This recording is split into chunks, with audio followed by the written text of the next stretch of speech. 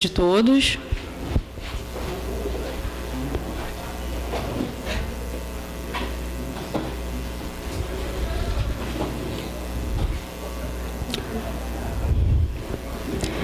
A conferência que iremos dar início agora está intitulada Tendências Recentes no Debate sobre Raízes do Brasil. Apresentador Luiz Feldman. Queria agradecer, além da presença de todos, o aceite do professor e diplomata Luiz Feldman, como eu já disse, diplomata e graduado em Relações Internacionais pela PUC Minas e mestre na mesma área pela PUC Rio. De 2014 a 2016, foi professor assistente no Instituto Rio Branco e atualmente é representante do Brasil na ONU. Alô? Oi? Atualmente é representante do Brasil na ONU na missão permanente do Brasil na ONU. A gente teve recentemente o prazer de receber o professor Luiz há pouco tempo aqui, falando sobre assuntos semelhantes ao que a gente pretende abordar hoje, comentar hoje. Nesses últimos tempos, quando o professor Christian apresentou da última vez, trouxe para a gente artigos e publicações recentes do Luiz, sobre o assunto, sobre raízes do Brasil, mas especificamente sobre a primeira edição, e debates e questões envolvendo edições posteriores. Dentre as publicações principais, destaco o artigo Organizar a Desordem, Raízes do Brasil, em 1936, e o livro Clássico por Amadurecimento, Estudos sobre Raízes do Brasil, publicado em 2016 pela Top Books. Tenho o prazer de chamar para compor a mesa o professor Luiz.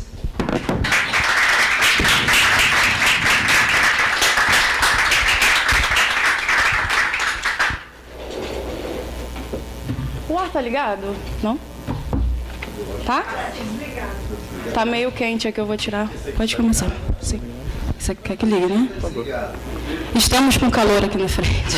Aqui ele está desligado, esse está ligado. Professor Luiz, você tem 40 minutos, cerca de 40 minutos para fazer a sua apresentação, mas sinta-se à vontade para... Vou lhe avisar com 10 minutos, como a gente combinou, e depois vou passar a fala para quem desejar fazer algum questionamento. Ok?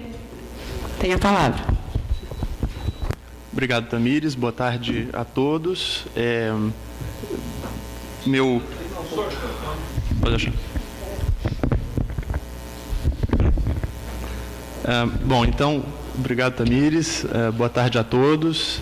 Sempre é uma alegria para mim estar aqui no IESP, dessa vez nas jornadas.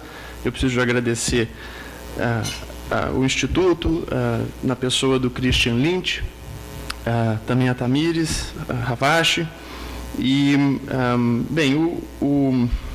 a ideia é falar um pouco sobre raízes do Brasil, tendências recentes.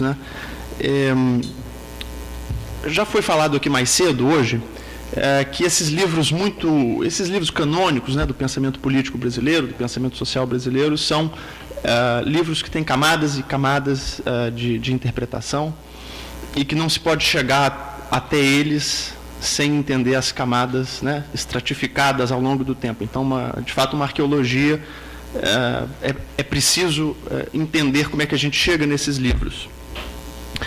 É assim com Raízes do Brasil, e eu começaria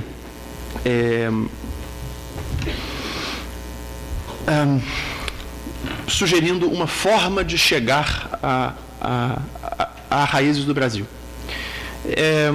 Uma categorização proposta pelo professor João Kennedy Eugênio, da Universidade Federal do Piauí, diz que há basicamente duas matrizes para se interpretar a Raízes do Brasil, que eu chamaria aqui livremente de matriz da transformação social e matriz do caráter nacional, ou matriz sociológica e matriz identitária, como ele chama.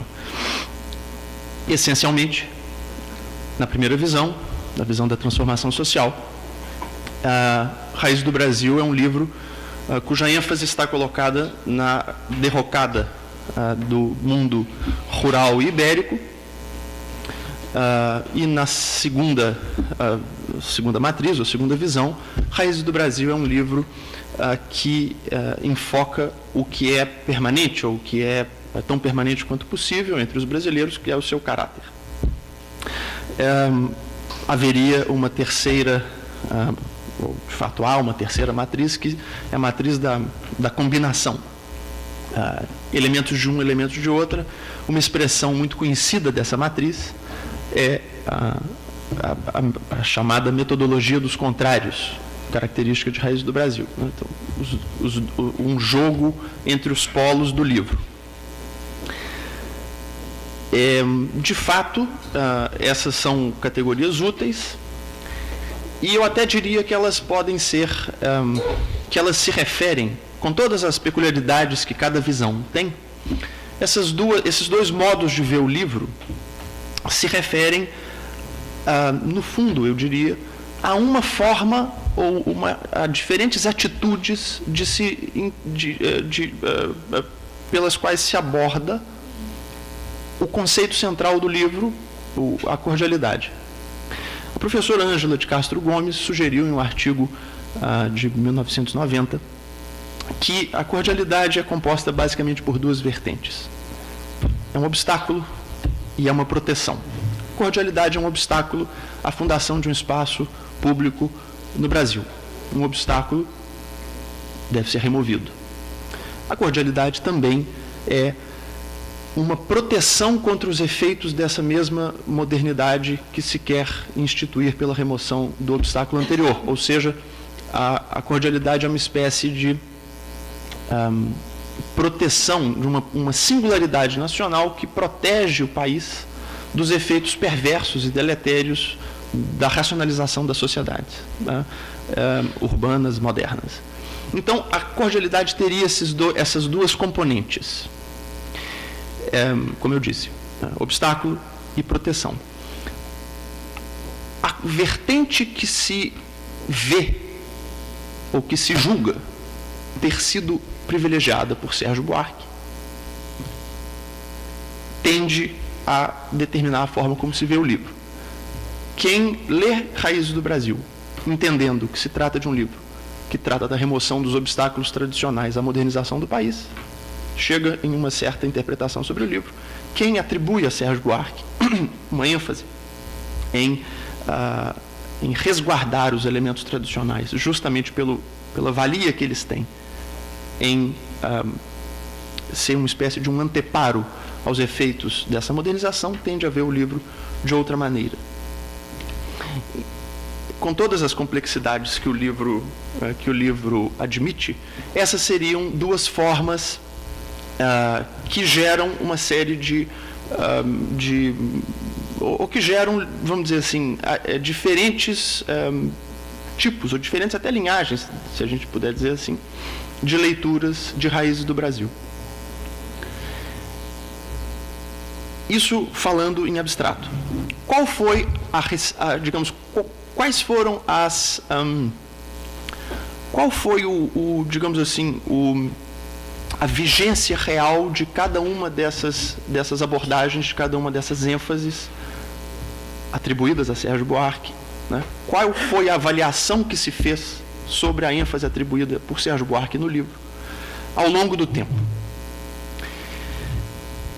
Eu diria esquematicamente o seguinte: quando Raízes do Brasil foi lançado em 1936, as resenhas disponíveis que saíram nos jornais e tudo, sugerem que o aspecto da proteção foi o aspecto mais ressaltado logo que o livro foi lançado.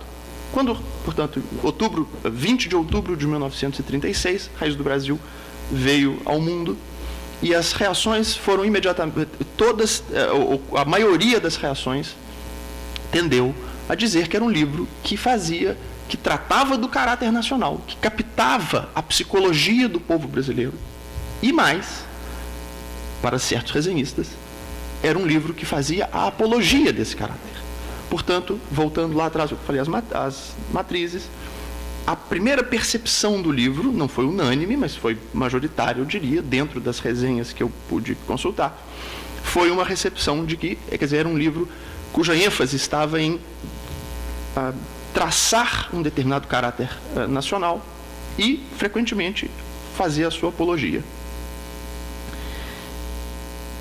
A partir de 1948, o livro, na verdade, só é reeditado, né, em 1948. Eu não tenho conhecimento eu não creio que haja algum estudo sobre a repercussão ainda haja um estudo sobre a repercussão das edições revisadas na imprensa, eu não saberia dizer. Mas o certo é que, a partir das revisões, particularmente a partir do texto definitivo do livro, em 1969, quinta edição, a partir daí, tende a prevalecer a outra visão, ou seja, a visão de que Raízes do Brasil é um livro que trata da transformação social. Com boa razão, o livro foi de fato alterado. Mas o ponto aqui não é julgar se estão certas ou não cada visão, é simplesmente comentar que, a partir de algum momento, Raízes do Brasil passa a ser visto como um livro que enfoca a transformação social e não que elogia o caráter nacional.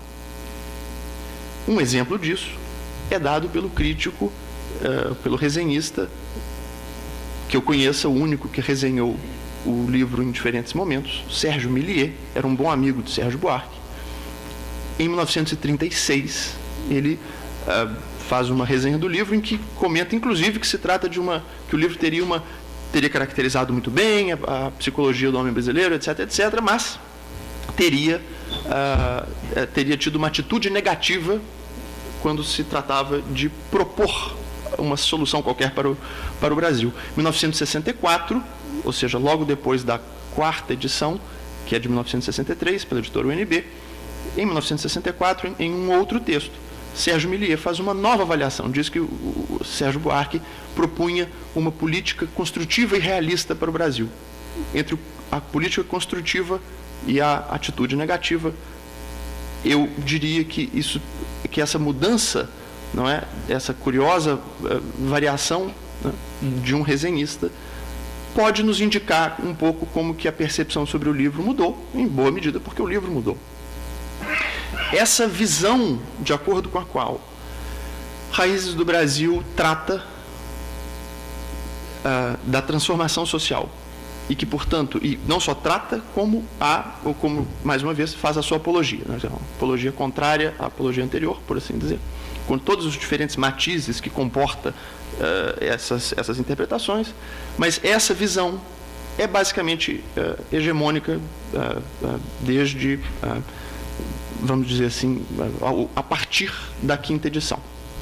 Em algum momento, na primeira década do novo século, anos 2000, surgem interpretações que tratam da primeira edição, começam a levantar alguns elementos e tudo, mas eu diria que um evento relevante na história do livro, né, na história dessa arqueologia do livro, é sem dúvida nenhuma o lançamento de uma edição crítica do livro ano passado, que contém todas as variantes, todas as versões do texto do livro.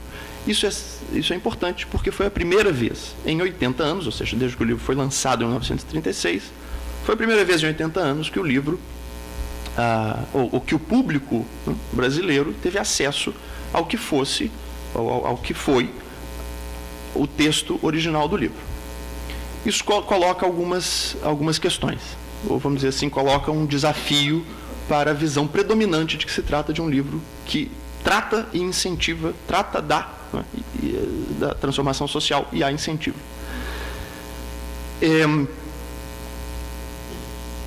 Surge, a partir daí, mais de um questionamento sobre se o livro, na verdade, não, como os primeiros resenhistas perceberam, se o livro não contém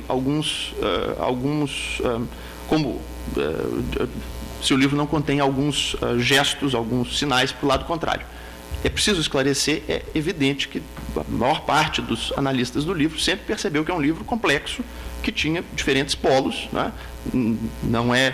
Não é dizer que isso não houvesse sido percebido, mas era um livro, mas a tônica, não é, da fortuna crítica era dizer que era um livro que tinha essa direção.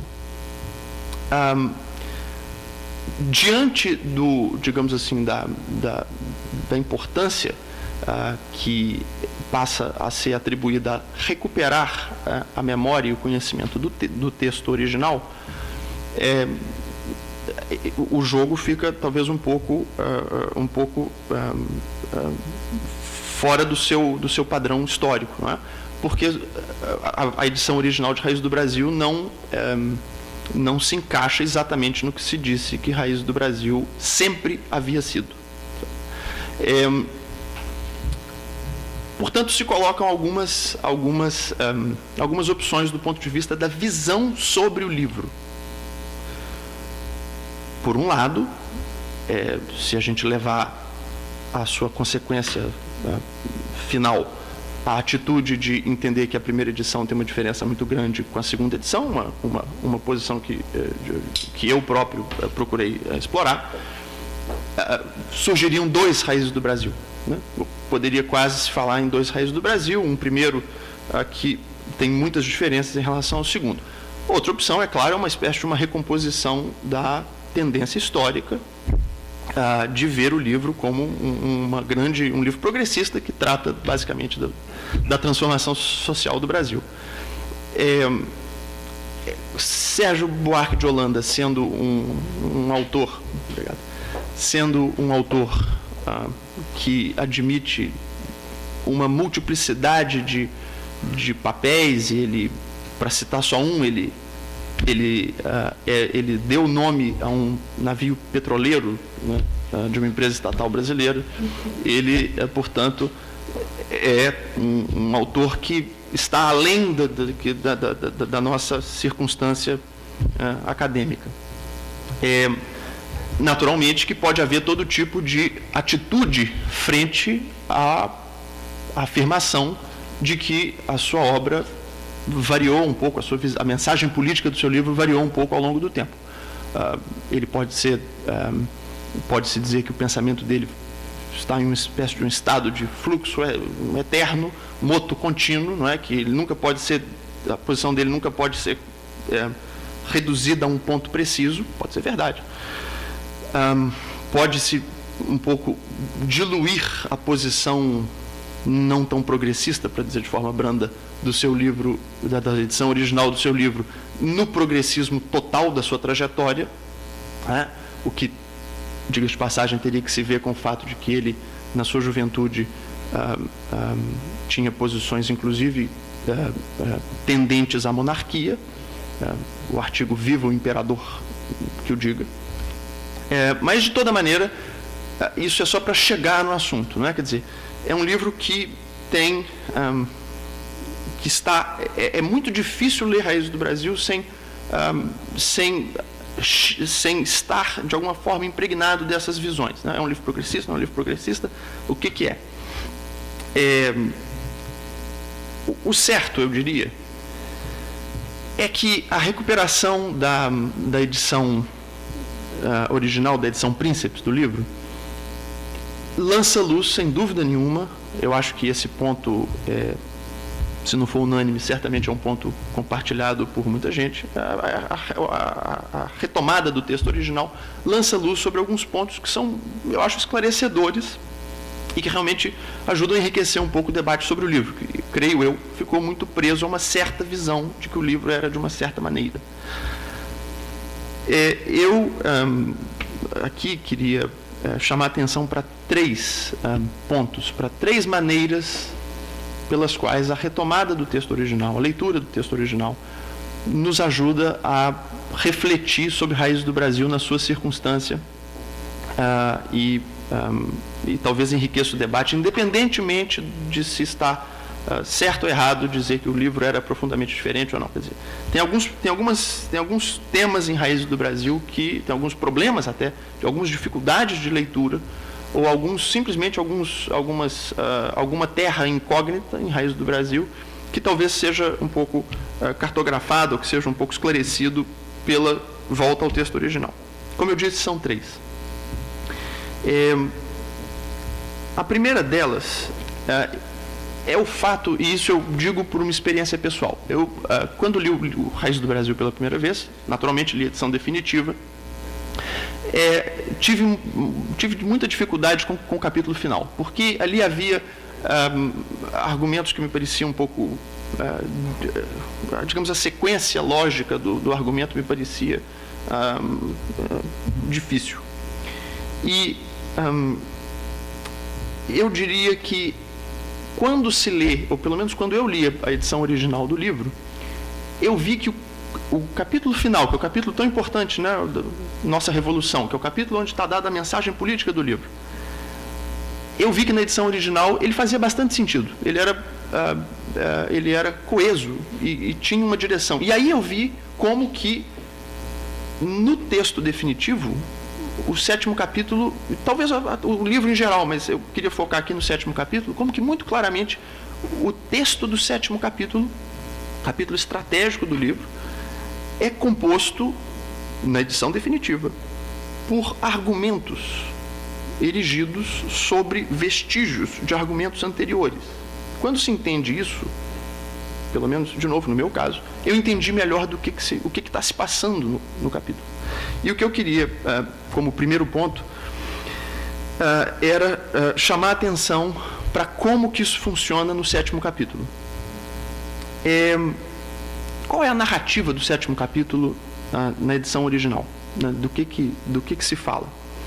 Eu diria que o jogo do capítulo oscila em direções opostas e sequenciais.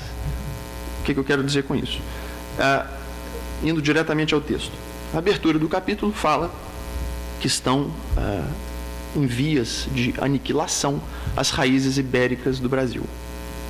Porém, o americanismo ainda é insuficiente. Logo em seguida, disse que a República deve exprimir a impessoalidade da vida urbana. No entanto, o ideal político do país ainda é o personalismo do Império. Em seguida, disse que o Estado não pode ferir a índole nacional, a cordialidade. No entanto, a cordialidade não é a base para bons princípios. Em seguida, disse que a ditadura pode implantar, os regimes tirânicos podem implantar normas eficazes. E, no entanto, a ditadura é neutralizada pela cordialidade. Ou seja, o capítulo foi escrito de uma forma muito, como todo o livro, naturalmente, muito cerebral, muito inteligente, muito até hermético, né? No jogo cerrado dos enunciados. Isso é uma característica do Sérgio Buarque, a prosa realmente cerebral, diferentemente do estilo muito mais derramado de Gilberto Freire. É um ponto que já foi levantado por diferentes autores. Eu penso aqui no Pedro Meira Monteiro, que chamou atenção para isso. Mas voltando ao ponto, portanto, Raízes do Brasil, no 7º capítulo, tinha esse jogo de afirmações e contra-afirmações muito cerrado e muito equilibrado. Isso podia ser visto, essa oscilação, esse modular constante do argumento, né? Nunca se diz algo categoricamente, né? E não é à toa que tem havido as diferentes matrizes de interpretação e tudo, porque o livro, isso de fato estava no livro, né? Os dois elementos, né? O iberismo está acabando, mas ainda não há americanismo. A República devia ser impessoal, mas o ideal ainda era o personalismo do Império.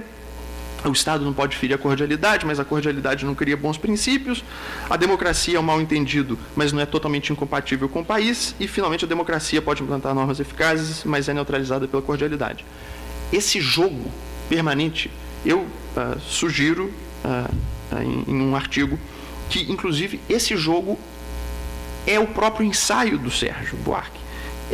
Ele demonstra no próprio texto, na forma da escrita do texto, o que ele propunha no parágrafo final do livro, que era o contraponto.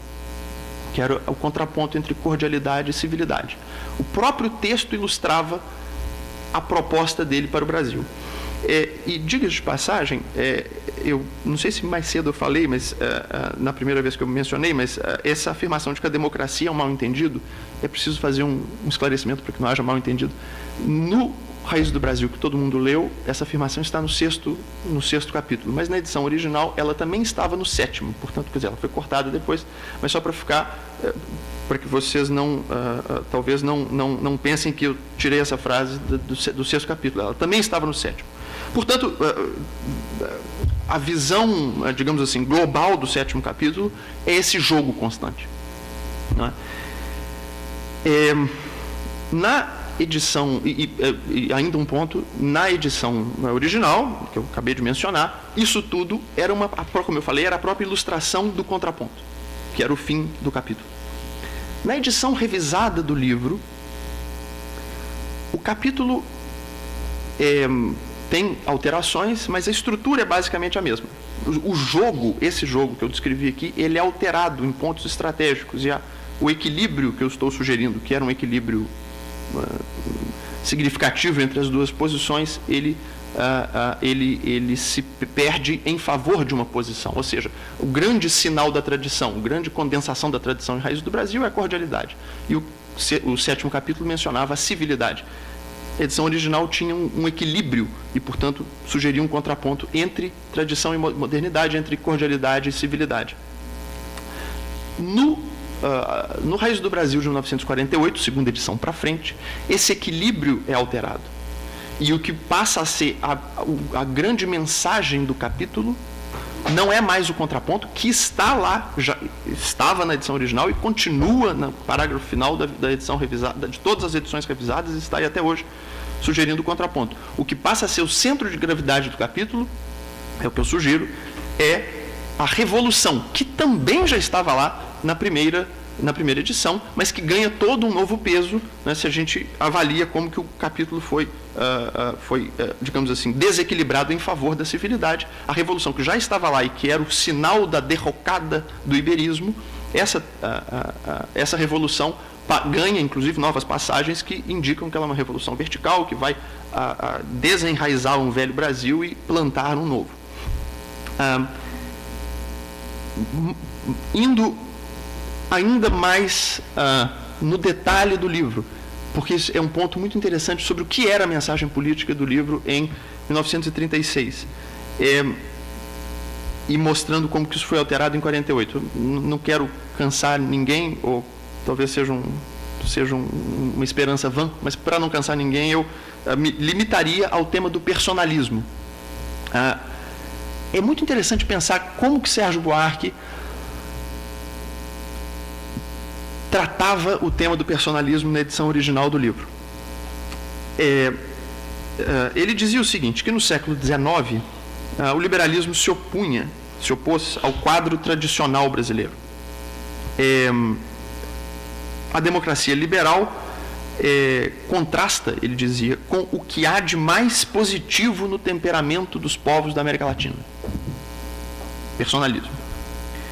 O que há de mais positivo estava entre aspas. E diante desse, digamos assim, ataque que o liberalismo fez à tradição durante o século XIX, Sérgio Buarque identificou o que eu esquematizaria como 3 reações. A primeira foi a do Uruguai, em que,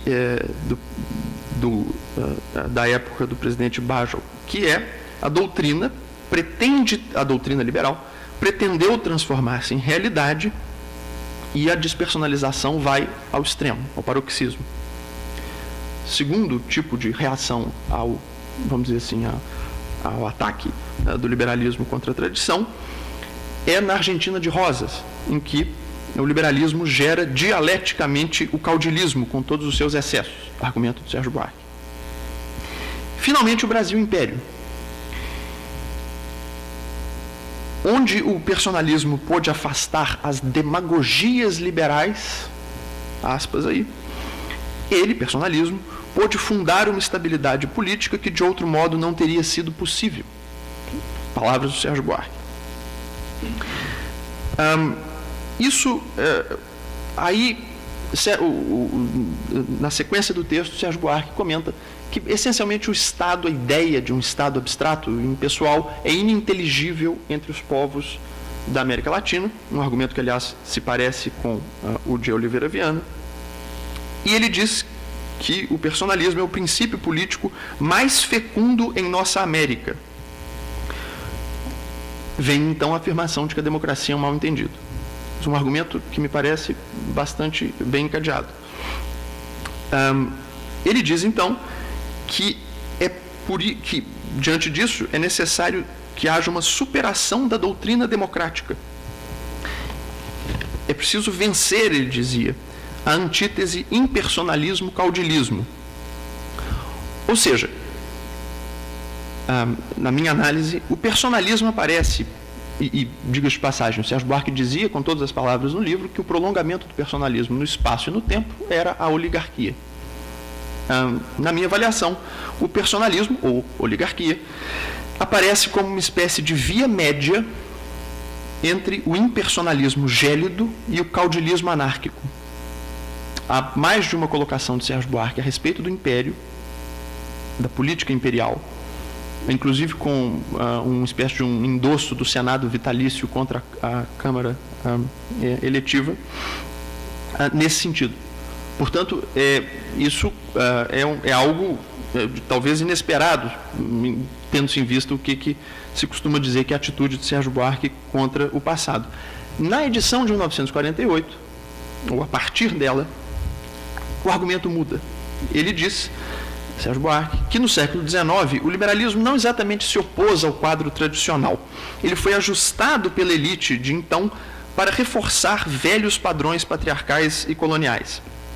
Onde ele conseguiu, onde o liberalismo conseguiu vencer resistências, não mais demagogias, ele assegurou, o personalismo, né? Onde o personalismo pôde vencer as resistências liberais, não as demagogias liberais, o personalismo assegurou uma estabilidade política aparente.